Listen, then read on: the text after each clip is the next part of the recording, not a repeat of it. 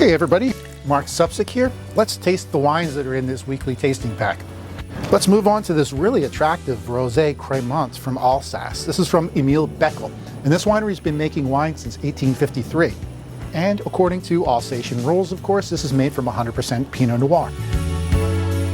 This one isn't as toasty. I suspect it spends less time aging on the yeast, otherwise known as the lees, but there is this shot of fresh berries in there, like raspberries and strawberries. The bubbles on this one are a lot more vibrant. They go straight up into your nose after you take a sip. And there's this buttery heart of goodness in there. It's almost like tasting a creamsicle. It's super crisp and fresh with those high acids once again, which makes it a great food pairing partner. This Rosé Crémant from Emile Boeckel in Alsace is really down to earth. And if you like to have bubbly with your breakfast or your brunch, this is the way to go. Thanks for joining me in tasting this delicious wine. I hope you get a chance to try it for yourself. I'm Marc Supsic. Cheers.